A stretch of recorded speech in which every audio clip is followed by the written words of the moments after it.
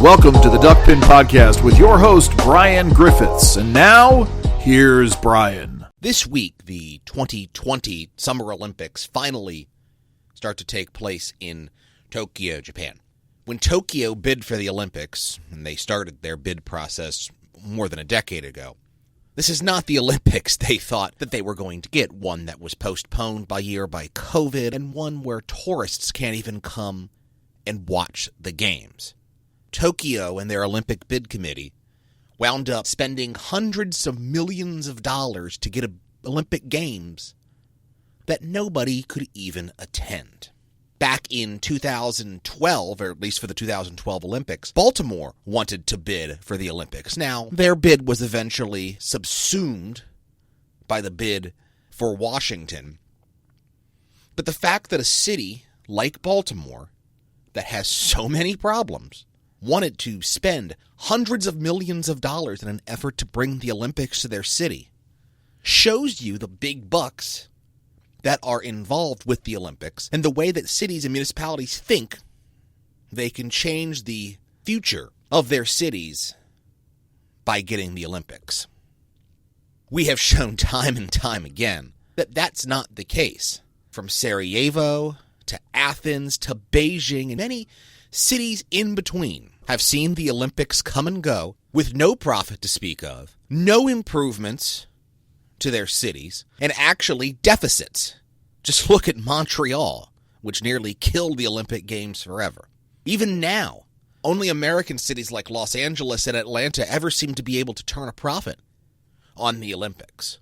When you look at these pictures on the video version of this show that I have been showing here, all you see are dilapidated venues that have been broken down, that have become taken over by nature. These cities and countries spent hundreds of millions of dollars to create modern-day ruins. One thing I think is important to think about is the fact that the Olympics are an important sport.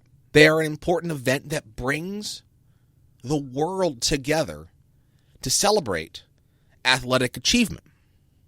How, then, can we square this circle of creating an Olympics that doesn't lose people hundreds of millions of dollars every time it's held? I take a look at some of the other big sporting events around the world. Look at Wimbledon. Look at softball, college softball in Oklahoma City. Look at the Masters at Augusta National. Look at the College World Series in Omaha. Those championships become eponymous with the cities in which they are held. And those cities have held those events for long periods of time. Perhaps it's time for the International Olympic Committee to consider designating one permanent host city for the Summer Olympics and one permanent host city for the Winter Olympics. There are a number of cities that could host the Olympics, the Summer Olympics, every 4 years. The venues would already be there. They would not have to be built. You don't have to teach an old dog new tricks. And they've already got a well-run machine in place in order to make sure that the games work. A city like London, Athens, or my personal favorite, Los Angeles, already is prepared to host the Summer Olympics. All the IOC has to do is designate Los Angeles as the permanent host city, and everything takes care of itself. They can also do the same thing with the Winter Olympics, whether it be Vancouver or Calgary or Lake Placid or Salt Lake or whatever city they designate can be the permanent Winter Olympic city.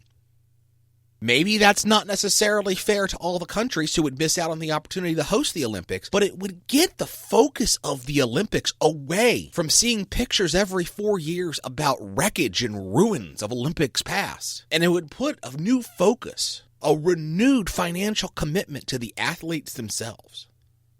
The IOC doesn't need to go through this process every year of worrying if the games are going to be able to get pulled off based on construction and delays and government issues. The IOC owes it to themselves, and they owe it to the athletes to pick a permanent host site to make sure the Olympics remain strong and financially viable for decades to come.